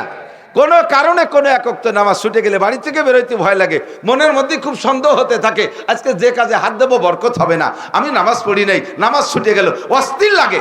নামাজের অভ্যাস হয়ে গেলে আর ছাড়া যায় না, সুন্নতের অভ্যাস হয়ে গেলে আর ছাড়া যায় না, আবার সুন্নত তরকের অভ্যাস হয়ে গেলে, নামাজ ছেড়ে দেওয়ার অভ্যাস হয়ে গেলে আবার শুরু করতে খুব কঠিন হয়। নামাজ পড়তে যাবানি, শুক্রবারের যাবানি, কি যে কঠিন কাজ। আল্লাহ, বেনামাজিকে নামাজ শুরু করা দুনিয়ায় সবচাইতে কঠিন কাজ। আল্লাহ নিজেই কয়, ওয়া ইন্নাহা লাকাবীরাতুন ইল্লা আলাল খাশিঈন, এ নামাজ বড় শান্তির, কিন্তু এটা অত্যন্ত কঠিন তাদের জন্য যাদের মধ্যে খুশু নাই, আল্লাহর মোহাব্বত নাই, ভয় নাই, তাদের জন্য নামাজ কঠিন। যাদের ভিতরে নামাজে দাঁড়াইলে ইতমিনান আসে, শান্তি আসে, তাদের জন্য নামাজ একটুও কঠিন না। কথা কন? উর্দুতে বলে শরিয়াত কা তবিয়ত বান জানা, শরিয়াত কা তবিয়ত বান জানা। শরিয়াত যদি আমার স্বভাবে পরিণত হয়ে যায় তখন আর কষ্ট হয় না। বোঝেন নাই কথা? আমার স্বভাবজাত কিছু কাজ আছে না, রাত্রে ঘুমের মধ্যে পেশাব আইছে, আসে না মাঝে মাঝে? এই সময় যদি আপনি না কিডা ওঠে, সকালে ঘুমে তুটে যাবেন, কিন্তু তলপেট যখন ওজন হয়ে গেছে তখন আর কোনো কিরামতিথি কাজ হয় না। শ্বাসে বিছের নষ্ট হওয়ার ভয় থাকে, লাভ দিয়ে উঠা লাগে কি লাগে না? জম্মের পায়খানা আছে, সে সময় যখন না থাকবে না যাবো না শীতের মধ্যে, তাহলে তো বিছের নষ্ট হবে, উঠাই লাগবে। খিদে লাগছে, কিডা খায় দরকার নাই, কষ্ট হবে। এইগুলো কি খাবার সামনে থাকলে না খেয়ে পারবেন? এ কাজগুলো করতে অসুবিধা নেই। লুঙ্গিটা পরবেন, এটা আপনার স্বভাবজাত কাজ, এটা পড়তে কষ্ট নেই। এইরকম শরীরের সাথে স্বভাবের সাথে যে কাজগুলো সেট হয়ে আছে জন্মের পর থেকে নিয়ে, এ কাজগুলো যেমন করতে কষ্ট হয় না, শরীয়তের বিধানকে আপনার স্বভাবের সাথে সেট করে নেন, দেখবেন কোনোটাই কষ্ট হয় না। দাড়ি শুরুতে কাটেন নাই, রয়ে গেছে দাড়ি, এ দাড়ি বয়ে নিয়ে বেড়াবেন, যত বড় দাড়ি হোক, একটু ওজন বলে মনে হবে না, কষ্ট হবে না। আর কাটার অভ্যাস হয়ে গেলে এরপরে শুরু করতে গেলে প্রথমে একটু গলি খালি খাইজো, এরকম দুই দেখ নারকেল কুরানোর মতো খাইজো, তিতালে কি খাইজোই খালি। একটু বড় হয়ে গেছে, রাত্রি শুইছে, খেতার ধাক্কা লেগে দাঁড়িয়েটা এসে হেনে নাহের পর পড়ছে, দেশে নাক মুখ জড়ায় চড়, মনে হচ্ছে মশা পড়ছে। রাত বর এই দাড়ির খুসায় মশা মনের মুখে চড়াইয়ে বেহারি বেলাইছে, সকালবেলা দাঁড়িয়ে এত বড় দাড়ি রাহা যায় না, কাটিয়ে গেলা। তা আমরা জীবন ভরে দাঁড়িয়ে রাখলাম, আমাকে তো এরকম চড়াচড়ি ওরা লাগে না। শরীয়ত যদি তবিয়াতে পরিণত হয়, অভ্যাসে পরিণত হয়, তখন ভালো লাগে, কষ্ট হয় না, ঠিক না? মান কানা ইউরিদু হারসাল আখিরাহ নাজিদ লাহু ফি হারসিহি, যে ব্যক্তি আখিরাতের ক্ষেত চাষ করে, আল্লাহ পাক বলেন তার অল্প চাষে বেশি ফসল দিয়ে দেই, একটা সুন্নতের বিনিময়ে 100 শহীদের সওয়াব। এক ওয়াক্ত নামাজ জামে মসজিদে পড়বেন বাবা, তাহলে আপনার আমলনামায় জামাতের সাথে পড়লে 527 ওয়াক্ত নামাজের সওয়াব ইনকাম করে রাখা দরকার, আছে না নাই? কেন দরকার একটু ভালো করে বুঝে নেন। 15 বছর বয়সে সাবালেগ হয়েছেন, 40-এর মধ্যেই তো বললামই, এক ওয়াক্তও পড়েন নাই। বাপের জানাজার দিনও বাগানে দাঁড়ায় বিড়ি খাইছেন, ঈদের দিন বোর সাথে গ্যাঞ্জাম বাদে এই দিন নামাজ পড়তে যায় না, এরকম কিছু আল্লাহ লোক আছে না? সিমই দেশে, সিমইতে চিনি হই নেই, বোর মুখ বড়ি মারি দেশে, 5 কেজি সিমই আনছে, তোর বাপরে খাওয়াইছিস, যা নামাজই পড়বো না, হয়ে গেল ঈদ শেষ। এই ওইরে কুয়োরা ভঙ্গি ওইরে 40 বছর বয়স চলে গেছে, তাহলে 15 বছরে সাবালেগ, 40 বছর পর্যন্ত 25 বছর নামাজ কাজা হয়েছে। কয় বছর? 15 40 25 না, 25 বছরে প্রত্যেক বছরে বেতের সহ 2000, কমপক্ষে 2000 ওয়াক্ত নামাজ বছরে। তো 2000 মানে 25 বছরে 50,000 ওয়াক্ত নামাজ। এই আর কি সাথে শুনবেন না, যুবকরা খেয়াল কর, বুঝবি সময় মতো। 25 বছরে 50,000 ওয়াক্ত নামাজ, আল্লাহর কসম, এক ওয়াক্ত নামাজের বিনিময় 80 হুকবা জাহান্নাম। 80 হুকবায় কয় বছর? 5 বছর। এক হুকবায় 2,88,00,000 বছর। 80 হুকবায় 230 কোটি 40 লক্ষ বছর। এক ওয়াক্তের কারণে 230 কোটি 40 লক্ষ বছরের গুণ দাও, 50,000 দিয়ে কয় বছর বেরোয়? পোড়া লাগবেই। এই নামাজ আস্তাগফিরুল্লাহ মাফ হবে না, শোনা? মরার আগে আস্তাগফিরুল্লাহকে ব্যাখ্যায় কান দিয়ে দিলাম, আল্লাহকে অন্য গুনাহ মাফ করবো, নামাজ ফেরত দাও, নামাজ জমা দে আগে। এদিক একজনের কাছে আপনি 300 টাকার দিনা আছেন, 300 টাকার দিনা, আজ দেই, কাল দেই, পশু দেই, শুক্রি দেই, সোম দেই, এ মাস দেই, সে মাস দেই, এই করতে করতে দেন না, 2-3 বছর হয়ে গেছে। এরপরে আপনি হুজুরদের কাছ থেকে মানুষের হক নষ্ট হওয়ার ওয়াজটা শুনে ভয়তে কাঁপতে কাঁপতে যে ওই লোকরে বলতেছেন, টাকা আপনি দেবেন না, নিয়ত আছে, কিন্তু সমাধান করে নেবেন কিভাবে? 2টা পদ্ধতি, এক হলো টাকা দিয়ে দেওয়া, আর একটা হলো মাফ চাইয়ে নেওয়া। তা আপনার নিয়ে যে টাকা তো চাইয়ে নাও দেবো না, কিন্তু মাফ চাইয়ে সাফ করব। তো মাফ চাইয়ে সাফ করতে গেলে আগে নিজেখানেই ডেলি দেওয়া লাগে। যাইয়ে তারে বলতেছে, আমাদের এলাকার এক দরবেশ সাহেব এভাবে এক ডাক্তারের থেকে 300 টাকার ওষুধ খাইছে, 3 বছর দেয় না, পরের ওই দরবেশ সাহেব তবলিগে 3 সিল্লে দিয়ে আইসা এই হুকুকুল ইবাদ মানুষের হকের ওয়াজ শুনছে যে প্রত্যেক 2 পয়সায় 7 রাকাত নামাজ কাটিয়ে নেবে, 100 পয়সায় 1 টাকা, প্রত্যেক 2 পয়সায় 7 রাকাত নামাজ কাটিয়ে নেবে, প্রত্যেক 2 পয়সায়। এই বয়তে বয়তে কাঁপতে কাঁপতে যে ডাক্তার সাহেবরা বলতেছে, ডাক্তার সাহেব তবলিগে গেছিলাম, দিন যথেষ্ট বুঝছি, এখন তো দুনিয়ার থেকে কে কখন চলে যায় বলা যায় না, তো আমরা ছাপরা হয়ে যা ভালো, তো আপনি আমার জীবন ভরে যত শক্ত কথা বলছেন সব আমি মাফ করে দিলাম। ওনার টুকাকে ডেলি দিচ্ছে, আর আমি আপনার কাছে যেখানে যা পাবো আমার কোনো দাবি নাই, সব মাফ করে দিলাম, সব মাফ, কিচ্ছু আমার ফেরত দেওয়া লাগবে না, মাফ করে দিলাম। আপনারও আমি যদি কোনো শক্ত কথা বলে থাকি মাফ করে দিয়েন, আর কোনো দিনা পাওনা থাকলে তাও আল্লাহর রাস্তায় মাফ করে দিয়েন। ডাক্তার সাহেব কয় জীবন ভরে যত শক্তমক্ত যা কইছে সব মাফ করে দিলাম, টাকা 300 ফেলাও, সে ওষুধের টাকা 300 দাও। কথা তো মাফ সালাম কি, ওষুধের টাকা যদি দিতাম মাফ সালাম কি, মাফ চাইলে তাও মাফ করে দিছি। টাকা দেওয়ার কথা ছিল 3 বছর আগে, 3 বছর দেওয়া নাই, গুরু হয়েছে, এতে যে কষ্ট দিছে এইটুক মাফ করে দিলাম, টাকা ফেলা। আল্লাহ কয় তোর নামাজ ফরজ হয়েছে 25 বছর আগে পড়িস নাই, একদিন আমার গুরু হয়েছিস, এই গুল্লি মাফ করে দিলাম, আগে নামাজ ফেলা। এটা আস্তাগফিরুল্লাহ মাফ হবে না, এটা তওবায় মাফ হবে না, তওবায় নামাজ মাফ হবে না, তওবায় রোজা মাফ হবে না, তওবায় হজ মাফ হবে না, তওবায় জিনার গুনাহ মাফ হবে, তওবায় বিড়ি খাওয়া গুনাহ মাফ হবে, তওবায় গাঁজা খাওয়া গুনাহ মাফ হবে, ইয়াবা খাওয়া গুনাহ মাফ হবে, এই জাতীয় গুনাহ মাফ হবে। কিন্তু শরীয়তের যে ফরজ ইবাদত মিস করেছেন এটা তওবার দ্বারা মাফ হবে না, কাজেই পরিশোধ করে যেতে হবে। এদিক তাকান, সহজ বুদ্ধি শিখিয়ে দিচ্ছি। এখন 15 বছরে 25 বছরে 50,000 ওয়াক্ত নামাজ কাজা হয়েছে, আর এক ওয়াক্তের বিনিময়ে 230 কোটি 40 লক্ষ বছর। এভাবে যদি পূর্তি হয় তা বেচতে যাব কবে? পূর্তি তো সে বেচতে টাইম থাকবে না, তাই নাকি? বেচতের টাইমের আবার শেষটাই, কিন্তু তার আগে যদি এতদিন পুড়ি তাই তো সহ্য করা কঠিন। গুণ দিয়ে দেখছেন, কম্পিউটারে ধরবে না, ক্যালকুলেটারে আটবে না যে কত বছর হবে। 50,000 রে 230 কোটি 40 লক্ষ দিয়ে গুণ দেন, কত বছর হবে? এত বছর জাহান্নাম। বাঁচার একটা উপায়, সেটা হলো আজকে থেকেই সিদ্ধান্ত নেন, আল্লাহ আমাকে বাঁচায় রাখুক, আমি প্রত্যেক ওক্তের সাথে একটা ওক্ত কাজা আদায় করে দেব। ফজরে পড়তে গেছেন, ফজরে ফরজ নামাজের আগে 2 মিনিট 3 মিনিট টাইমে আগে যান, সুন্নত পড়ে ফরজের আগে 2-3 মিনিট টাইম আগে আছে, টুক করে 2 রাকাত নামাজ, আল্লাহ আমার জীবনের প্রথম ফরজ নামাজ কাজা, ফজরের 2 রাকাত আদায় করতেছি, আল্লাহু আকবার। জোহরে একটু টাইম হাতে নিয়ে যান, আল্লাহ জীবনের প্রথম জোহর কাজা নামাজ পড়তেছি, আল্লাহু আকবার, এরকম উমরি কাজা। আসরে একটু আগে যান, আল্লাহ তারপরের আসর, আল্লাহ তারপরের মাগরিব, তারপরের ঈশা, তারপরের বেতের, এই তারপর করে নিয়ত করতে করতে নিয়ত রাখেন যে আমি মরার আগে এই দিনা শোধ হয়ে যাব, মরার আগে দিনা শোধ হয়ে যাব। ফাঁকে আর একটা কাজ করে নেবেন, সেটা হলো বাকি জিন্দেগি যে নামাজ পড়বেন, নামাজটা মসজিদই পড়বেন, নামাজটা মসজিদই পড়বেন। লাভ কি? এক ওক্তের বিনিময়ে 527 ওক্ত পাইতেছেন বোনাস। না কম হয়ে গেছে নাকি? তো সুবহানাল্লাহ বলেন না, যে ওই যে মৌলানা ওহিদুজ্জামান কা সুবহানাল্লাহ দিক ভাইরাল হয়নি, কত কিছু ভাইরাল হলো, সুবহানাল্লাহ ভাইরাল হয়নি। একবার বললে আপনারই লাভ, জান্নাতের মধ্যে বড় একটা গাছ লাগানো হয়ে যাবে, তাও কলো না সুবহানাল্লাহ। একবার সুবহানাল্লাহ করলে 1 প্যাকেট গোপাল বিড়ি দেওয়া হবে। এবার কি করবেন কোন? আল্লাহ, এক ওয়াক্ত নামাজ জামাতে পড়লে 527 ওয়াক্ত আপনারে বোনাস দেওয়া হবে। আল্লাহ তাআলা মেহেরবান, ইচ্ছা করলে এইটা দিয়ে আল্লাহ তাআলা ওই গ্যাপ গর্ত বন্ধ করে নিতে পারে। কাজেই কেন আপনি জামাতে পড়বেন না? কেন জামাতে পড়বেন না? আর আমি চেহারা দেখে বুঝতেছি, যারা মাদ্রাসায় পড়েন নাই, এর ভিতরে 99% শতকরা 99 ভাগ, 1 ভাগ আমি রেখে দিলাম, কোনো আল্লাহর বান্দা কোনো ফাঁকে ফাঁকে তার ভালো হলে হতে পারে। 99% পাবলিক আপনাদের সুরকিরাত অশুদ্ধ, এমন পর্যায়ের অশুদ্ধ যেই অশুদ্ধর কারণে নামাজ হচ্ছেই না। নামাজ ভাঙ্গার কারণ 19টে, একটু বলেন কয়টা? 1 নম্বরটার নাম কোন? তো নামাজে, এই কথা খালি মুখে ভরিয়ে তুলি হয়ে যাবে নাকি? বুঝতে হবে না, তা কারে কয়?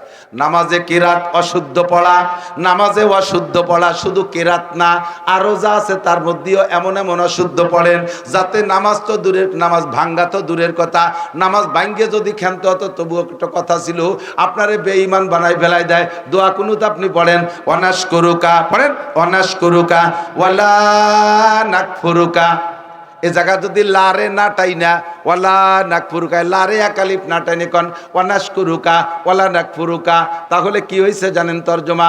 এতদিন তোমার অসংখ্য নিয়ামত উপভোগ করে শুকর আদায় করেছি, ওয়ালা নাকফুরুকা, আর আজকের থেকে অবশ্যই তোমার কুফরি করব, তোমার নাফরমানি করব, আর শুকর আদায় করব না। নাম ঈমান থাকবে, নামাজ হবে, পড়ছেন দোয়া কুনুত, তার ভিতরে কুফরি করে ফেলাইছেন, পড়ছেন সূরা কাফিরুন, কুল ইয়া আইয়ুহাল কাফিরুন লা আ'বুদু মা তা'বুদুন, হে হিন্দু ভাইরা জেনে নাও তোমরা যার পূজা করো আমি তার পূজা করিও না, করব না। এইটা হলো সূরা কাফিরুনের তরজমা, প্রথম আয়াত, এভাবেই শেষ পর্যন্ত। কিন্তু আপনি পড়ছেন কি কুল ইয়া আইয়ুহাল কাফিরুন লা আ'বুদু মা তা'বুদুন, লারে না টাইনা শটে মারিয়ে দিয়েছেন। তরজমা কি হয়েছে জানেন? হে হিন্দু ভাইরা জেনে নাও কাফের মুশরিকরা, এতদিন যদি আমি তোমাদের সাথে পূজা পাঠ করি নাই, এখন থেকে নিয়মিত অবশ্যই পুজো করবই।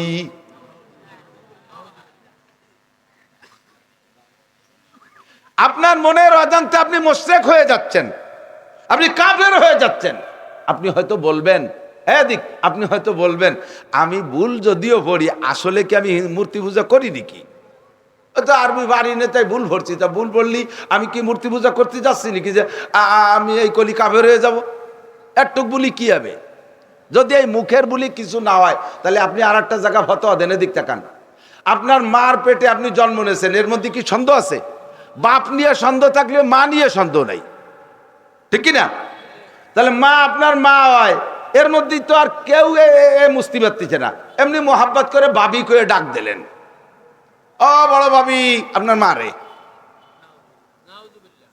নাউজুবিল্লাহ, আপনার মা তো মা হয়, ও জায়গায় তো আর অসুবিধা নেই, একটু মুহিবুল হয়েছে, ওতে কি হবে?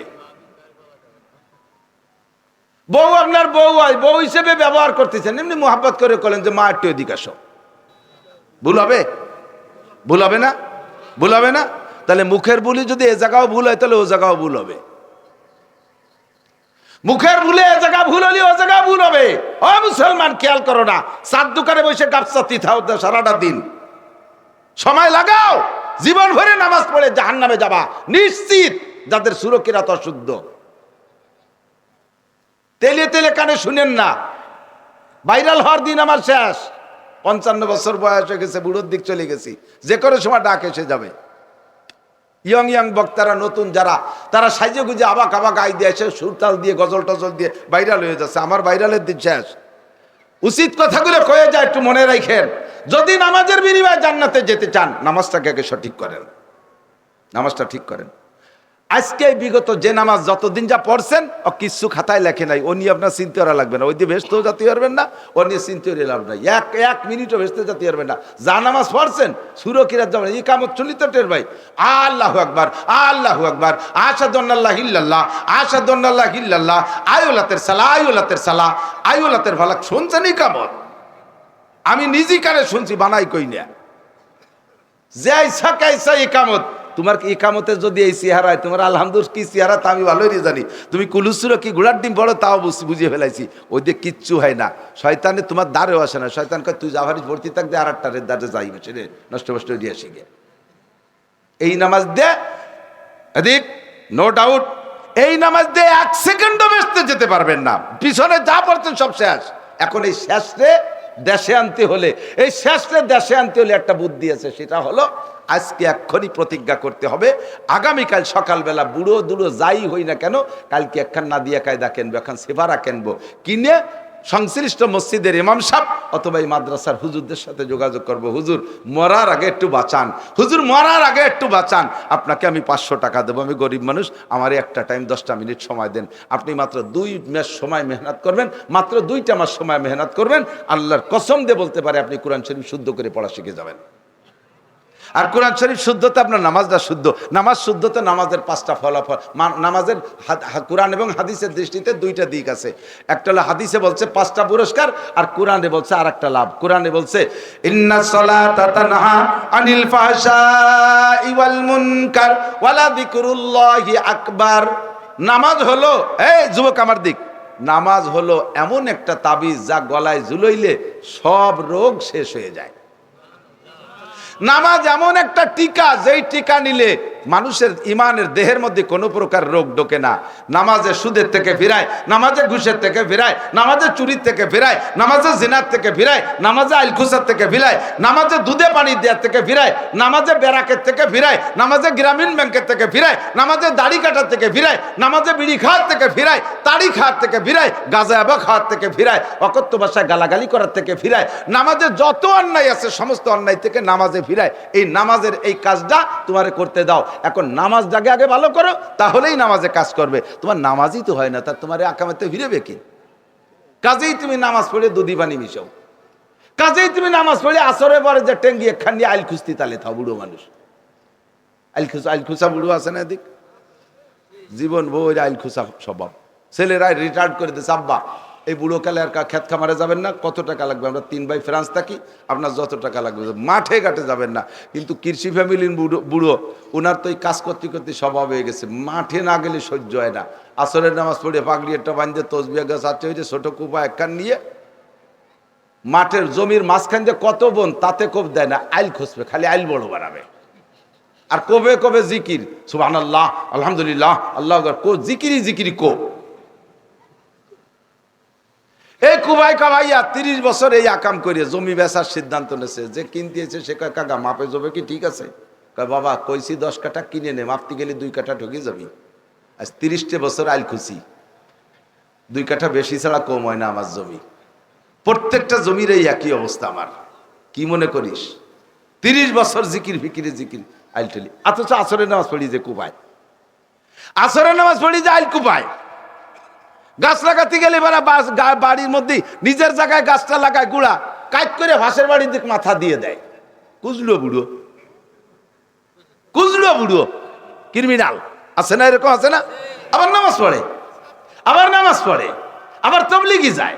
কিচ্ছুই নেই দুদু, নামাজ যা ফরজ ওই নেই। এই জন্য তোমার ওই সমস্ত আকামেতে ফিরেতে হচ্ছে না। এই নামাজটা হওয়ানোর জন্য আজকেই সিদ্ধান্ত নিতে হবে। তাহলে লাভ কি? আপনি কাল সকালে নাদিয়া কায়দা কিনে না কোরআন শরীফ শুদ্ধ করার যে নিয়ত করবেন, নাদিয়া কায়দা নিয়তটা এখন যদি করে ফেলেন যে কাল সকালে কিনবো কায়দা আর কালকে থেকে ভর্তি হব, তাতে যদি আজকে রাতারাইতে আপনি মরে যান, তাহলে বিগত জীবনের সমস্ত ভুল নামাজ আল্লাহ তাআলা শুদ্ধ করে আমল নামায় উঠিয়ে দেবে।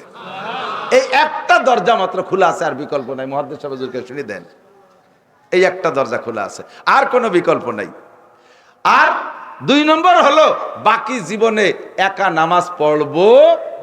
হাদিসে আসছে, আল্লাহ রসুল বলেন মান কানা ফি সলাতি ইমামুন ফাকিরাতুল ইমাম লাহু কিরাতুন, যার নামাজে ইমাম আছে, ইমাম কিরাত জোরে পড়ুক আর আস্তে পড়ুক, জোরে পড়ুক আর আস্তে পড়ুক। ইমামের পিছনে নামাজ পড়লে মুসল্লিদের কোনো সূরা কিরাত পড়া লাগে না। কিরাত ভুলের কারণে যে নামাজ নষ্ট হওয়ার সম্ভাবনা ছিল, ইমামের পিছনে পড়লে সেই চিন্তাটা চলে গেল। ইমামের কিরাতই আমার কিরাত, এই মহাবিপদ থেকে বাইচা গেলাম। কমপক্ষে ফরজ নামাজের দায়টা তো বাইচা গেলাম। সুন্নত নবীর সাথে একটা বুঝ পড়া করিয়ে নেব। আমিও মানুষ, নবীও মানুষ। অন্য অন্য সুন্নতের আমল দেখলে নবীও খুশি হয়ে মাফ করে দিতে পারে।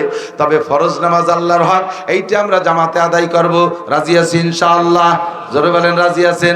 আপনি জামাতে পড়বেন, এটা বুঝতে পাইছেন যে কেন পড়বেন, কেন পড়বেন, এই বুঝটা কি দিতে পারছি? যদি না পড়েন একা একা বললেন সূরা কিরাত ভালো না হবে না, আর ইমামের পিছনে পড়লে বা সহজ হয়ে গেল। আপনারা সূরা কিরাত পড়লেন। বাকি খেয়াল রাখবেন, মহিলারা মসজিদে যাইতে পারিবে না। মহিলাদের জামাতে নামাজ পড়া জরুরি না, বরং এই জামানায় মহিলাদের মসজিদে যে নামাজ পড়া নিষেধ। অধিকাংশ মহিলার সাথে একটা বন্দুক থাকে, ছোট মোটো ফুলাপানেরটা, বুড়ো হয়ে গেলে বেড়া নাতি নাতি একটা নিয়ে যায়।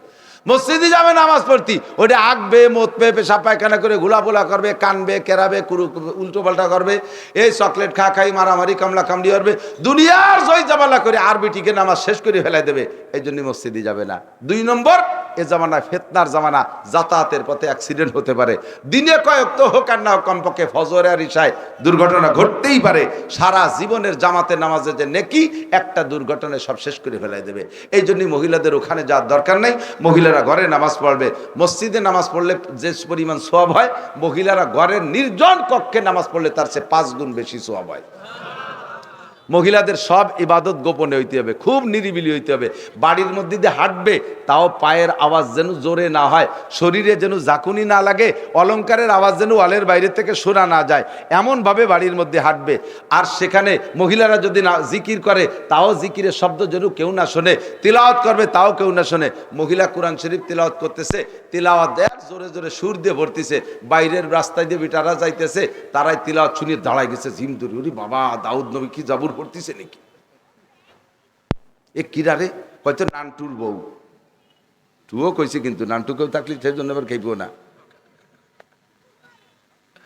দাঁড়ায় গেছে রাস্তার বেটারা নানটুর বউ তিলাওয়াত শুনতি, নানটুর বউ তিলাওয়াত করবে, তিলাওয়াতে কোনো নেকি তো হবেই না। যে কয়জন পর পুরুষের শুনছে, ওই তিলাওয়াতের ফাঁকে সেই কয়জন পুরুষের সাথে জেনার গুনাহ লেখা হবে।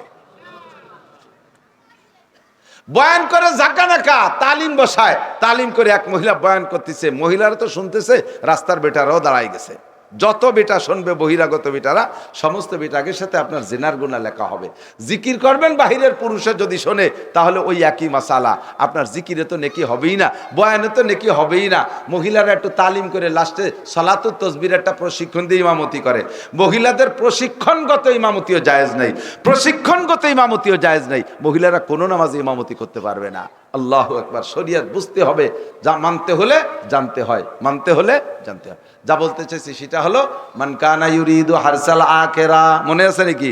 যে ব্যক্তি আখিরাতের ক্ষেত চাষ করে, আল্লাহকে নাজিদ লাহু ফি হারসিহি, আমি তাকে চাষের চাইতে ফসল বেশি দেই। বলেন না সুবহানাল্লাহ। কিন্তু একটা কথা খেয়াল করেন, সেটা হলো, খেয়াল করতেছে না, খেয়াল করতেছেন সবাই, খেয়াল করতেছেন? এর মধ্যে আল্লাহ বলে নাই যে ব্যক্তি আখেরাতের ক্ষেত চাষ করবে তারে আখেরাতে বেশি দেব, তবে দুনিয়া দেব না, এটা কই নেই। কিন্তু বুঝেন নাই? আখেরাতের ক্ষেত চাষ করলে আখেরাত অনেক দেব, তবে দুনিয়া দেব না, এ কথা বলে নাই। আখেরাতও দেবে, বোঝা যায় ফাঁকে দুনিয়াও থাকবে। কিন্তু যে ব্যক্তি খালি দুনিয়া চায়, এর সম্পর্কে শুনেন কি কয়, ওমান কানা ইউরিদু হারসাদ দুনিয়া, যে ব্যক্তি দুনিয়ার ক্ষেত চাষ করে, অর্থাৎ আখেরাতকে বাদ দিয়ে শুধু দুনিয়াই চায়, দুনিয়াই চায়, আখেরাতকে মনেই করে না, আখেরাতকে ভ্রুক্ষেপ করে না, বিশ্বাসও করে না, দুনিয়াই তার উদ্দেশ্য, কামলা কামলি করে। আল্লাহ কয় নুতিহি মিনহা, তারে দুনিয়া একটু দেব, পুরো দুনিয়া তারে দেব না, একটু দুনিয়া দেব, সামান্য একটু দুনিয়া দেব, তবে আমালাহু ফিল আখিরাতি মিন নাসিব, আখেরাতে কিছুই পাবা না। যে ব্যক্তি আখেরাতের ক্ষেত চাষ করে, আখেরাত তারে ভরপুর দেব, তবে দুনিয়া দেব না এমন না, দুনিয়াও তারে দেব। আর যে ব্যক্তি আখেরাত বাদ দিয়ে শুধু দুনিয়া চায়, তারে দুনিয়া সম্পূর্ণ দেব না, দেব সামান্য একটু দুনিয়া, তবে ওমালাহু ফিল আখিরাতি মিন নাসিব, আখেরাতে তুমি কিচ্ছুই পাবা না। প্রমাণ নেন, এদিক তাকান। আল্লাহ নবী বলেন, যে ব্যক্তি আখেরাতের ক্ষেত চাষ করে, আল্লাহ তারে আখেরাত দেবে বেশি, তবে দুনিয়াও তারে দেবে। আল্লাহ রসুল বলেন, মান হাফাজা আলা সালাত, উদাহরণ নেন, সময় কমের জন্য একটু ঘন হয়ে যাচ্ছে, কথা খেয়াল করেন। আল্লাহ নবী বলেন, যেই ব্যক্তি 5 ওয়াক্ত নামাজ পড়বে, নামাজ কি দুনিয়ার জন্য না আখেরাতের জন্য? কথা কন, আখেরাতের জন্য। পুরস্কার এ জায়গা 5টা রেখেছি, 4টাই আখেরাতের জন্যে। 1 নম্বরে কবর আযাব মাপ, 2 নম্বরে ডান হাতে আমলনামা, 3 নম্বরে বিদ্যুৎ গতিতে পুল সিরাত পার, 4 নম্বরে বিনা হিসেবে জান্নাত। এই 4টে আখিরাতে দেবে বিদায় আল্লাহ দুনিয়া দেবে না তা না। 1 নম্বর হলো ইরফান হুজিকুল আইশ, 1 নম্বরে ওই ব্যক্তিকে দুনিয়ার কোনো অভাব দেবে না। কন্যা সুবহানাল্লাহ। সব আখিরাতে রাখে নাই, আখিরাতে বেশি দেবে 4টে, আর দুনিয়া দেবে না তা না। এই জন্য আল্লাহ তাআলা দুনিয়া রিজিকের অভাব। আর আমার দুনিয়া রিজিক হলেই তো সব হয়ে গেল। রিজিক মানে খালি ভাত না, আপনার যা যা দরকার, ব্যক্তি যেমন তার দরকার সেরকম, ঠিক না? আমার ডেলি 1 লাখ টাকার দরকার, আর একজনের ডেলি 500 টাকার দরকার। যার 500 টাকার দরকার তারে 500 টাকা দেবে, যার 1 লাখ টাকার দরকার তারে 1 লাখ টাকা দেবে। এটা হলো নামাজের বিনিময়। তাহলে সাইডে রাখছে আখেরাতে, একটা আল্লাহ দুনিয়ায় দিয়েছে, ঠিক না? যে ব্যক্তি হজ করবে, যে ব্যক্তি হজ করবে, হজ করার হজের বিনিময় নবী পাক বলেন, হজের বিনিময় হজ্জে মাবরুরের প্রতিদান একমাত্র জান্নাত ছাড়া আর কিছু না। কন্যা সুবহানাল্লাহ। অপরদিকে আল্লাহ নবী বলেন, যেই ব্যক্তি হজ আর উমরা করে, হজ আর উমরা করার পরে মরার পর্যন্ত, মরণ পর্যন্ত ওই লোকটারে আল্লাহ তাআলা দুনিয়ার কোনো অভাব দেয় না। রমজানের রোজা রাখি, আখিরাতে আল্লাহর হাতের খানা খাবো। রোজাদারদেরকে আল্লাহ পাক নিজ হাতে মুখে উঠে খানা খাবে 500 বছর। কন্যা সুবহানাল্লাহ। অথচ সাথে সাথে আল্লাহ রসুল কয় দুনিয়াও তার জন্য রাখছে ইউজাদু ফিহি রিজকুল মুমিন। রমজান মাসে রোজাদারের রোজার বরকতে আল্লাহ তাআলা রুজির বরকত বাড়াইয়া দেয়। এমনি সময় যা খান রমজানে কম খান না বেশি খান? বিশেষ করে ইফতারির সময় অত আইটেম সহিদেই এনে থেকে চলিয়েছে আল্লাহর রহমতে। বেগুনি খেজুরি কতটা আসে, কুমড়ো দিয়ে বেগুনি কতটা আসে, অনেক কিছু না, এ সব আসে, ডাল চাল খেচড়ি খুঁতফুটনো দাবড়া মাপড়া দিয়ে 20-22 আইটেমের। এমনি এখন তো তা পাই না, রমজানে আল্লাহ দেয়, ঠিক না? আল্লাহ জাকাতের প্রতিদান আল্লাহর কাছে বাবা আখেরাতে, ঠিক না? জাকাতের প্রতিদান আল্লাহ দুনিয়া রেখেছে ইউজাদু ফিহি রিজকুল ইউজাদু ফিহিল মাল আজ জাকাতে ইউনমিল মাল। জাকাতে মাল বাড়ায়। আপনি জাকাত দেওয়ার অভ্যাস করে দেখেন, আগামী বছর যদি আপনার মাল না বাড়ে আর কোনোদিন জাকাত দিতে বলবো না। জাকাত দেই আমি আখিরাতের জন্য, কিন্তু দিলে আল্লাহ কামান জাবিল হাসানা ফালাহু আশরু আমসালিহা। মসজিদে দান করবেন, মাদ্রাসায় দান করবেন, দুনিয়ার লোভে না আখিরাতের লোভে? কথা কয় না? এই মাদ্রাসা আপনারা দান করেন না? আব্বা মারা গেছে, আব্বার নাম আব্বার পক্ষতে, মা মারা গেছে, তার জায়গা জমি ভিটে বাড়ি বসবাস করতেছেন, তার নামে কিছু দেবেন না কেন? অবশ্যই দেবেন, নিজের সদকা জারিয়া, এগুলো সব আখিরাতের জন্য। তবে হাদিসে আছে যে ব্যক্তি দান করে মান জাবিল হাসানা, কোরআনে বলে ফালাহু আশরু আমসালিহা, দুনিয়া আল্লাহ তাআলা তাকে 10 গুণ দেয়, আর আখিরাতে কয় ওয়ালাদাইনা মাজিদ, তোমার বেহেশতে যাইতে যা লাগবে সব দিয়ে দেব। সময় কম কামাই বেশি, সময় কম অল্প সময় বেশি কামাই, এইভাবে আল্লাহ তাআলা আমারে পোষায় দেবে, লাস্টে বেহেশতে ফেরদাউসে চলে যেতে পারবেন। কোন সুবহানাল্লাহ। তাহলে জান্নাতুল ফেরদাউস আমাদের জন্য রেখেছে, ইনকাম করার ব্যবস্থাও রাখছে কি রাখে নাই? অল্প আমল অধিক নেকি, পরিশ্রম কম পারিশ্রমিক বেশি, ইবাদত কম নেকি বেশি, করা যাবে তো? তবে ইবাদতটা হইতে হবে ফ্রেশ। আমা উমিরু ইল্লা লিয়াবুদুল্লাহ মুখলিসিনা লাহুদ্দিন, ইখলাসের সাথে আল্লাহর ওয়াস্তে হতে হবে প্রত্যেকটা ইবাদত, ঠিক? চলে যাওয়ার নিয়ত আছে কার কার? আমি তো সন্ধ্যার পরে কোনো মতেই রাখতে চাই না প্রোগ্রাম। দেশের মানুষ আমাদের কথা শোনে, মোহাব্বত করে বসে, সন্ধ্যার পরে কথা বললে একটু কেমন লাগে, কম থেকে যায়, আবার আর একদিক টান রয়েছে। আমার অত্যন্ত প্রিয়, আমার মাদ্রাসার বক্তা হিসেবে দাওয়াত দিছি, আপনারে সকলে পরিচিত, বলা এনার নামে বেশি প্রশংসা করতে গেলে এবার খারাপ হয়ে যাবে না। আমাদের ফরিদপুরের গৌরব, সারা বাংলাদেশে যাকে আল্লাহ তাআলা এখন কবুল করে ফেলেছে, হযরত মাওলানা মিজানুর রহমান ফরিদি, আমাদের সে ছোট জুনিয়র, তবে তার কথার ভিতরে আল্লাহ তাআলা আলাদা একটা নূর দেশে। সে শুরুতে শেষ পর্যন্ত কালেকশন করে ওয়াজ করে না, তারপরে মানুষ ওঠে না। আপনাদের প্রতিষ্ঠান ভালো হলে, বড় হলে আমরা আরো আসবো, সামনে আসবো না ইনশাআল্লাহ? দাওয়াত দেবেন তো আসতে আসতে ইনশাআল্লাহ?